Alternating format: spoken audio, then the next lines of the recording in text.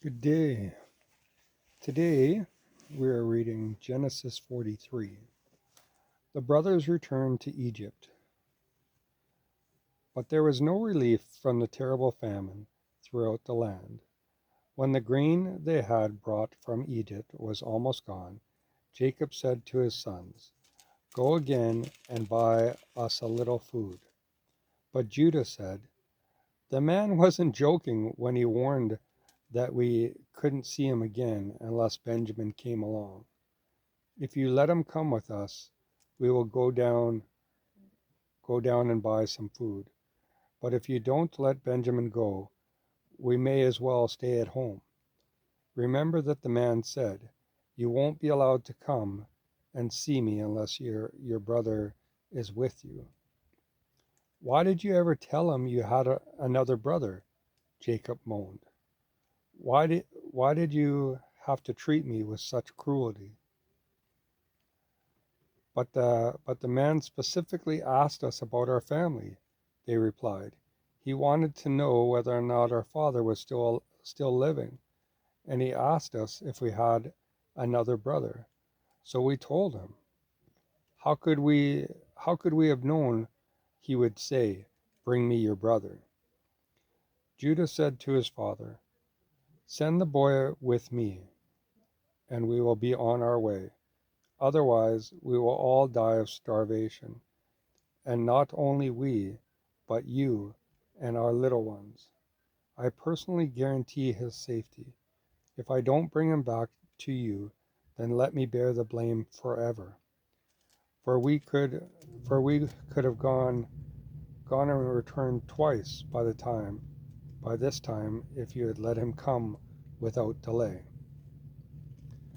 So their father Jacob finally said to them, "If it can't be avoided, then at least do this. Fill your bags with the best products of the land. Take them to this man as gifts: balm, honey, spices, myrrh, pistachio nuts, and almonds. Take double the money you found in your sacks, as it was probably someone's mistake. Then take your brother and go back to the man. May God Almighty give you mercy as you go before this man, that he might release Simeon and return Benjamin. And if I must bear the anguish of their deaths, then so be it." So they took Benjamin and the gifts and the double money and hurried to Egypt. When they presented themselves to Joseph, where they presented themselves to Joseph. When Joseph saw Benjamin was with them, he said to the manager of his household, "These men will eat with me this noon. Take them inside and prepare a big feast." So the man did as he was told and took them to Joseph's palace. They were badly frightened when they saw where they were being taken. "It's because of the money returned to us in our sacks," they said. "He plans to pretend that we stole it. Then he will seize us as slaves and take our donkeys." A feast at Joseph's palace. As the brothers arrived at the entrance to the palace, they went over to the man in charge of Joseph's household. They said to him, "Sir, after our first trip to Egypt to buy food, as we were returning home, we stopped for the night and opened our sacks. The money we had used to pay for the grain was there in our sacks. Here it is. We have brought it back again. We also have additional money to buy more grain. We have no idea how the money got in our sacks." "Relax. Don't worry about it," the household manager told them. "Your God, the God of your ancestors, must have put it there. We collected your money all right." Then he released Simeon and brought him out to them. The brothers were led into the palace and given water to wash their feet, and food for their donkeys. They were told they would be eating there, so they prepared their gifts for Joseph's arrival at noon. When Joseph came, they gave him their gifts and bowed low before him.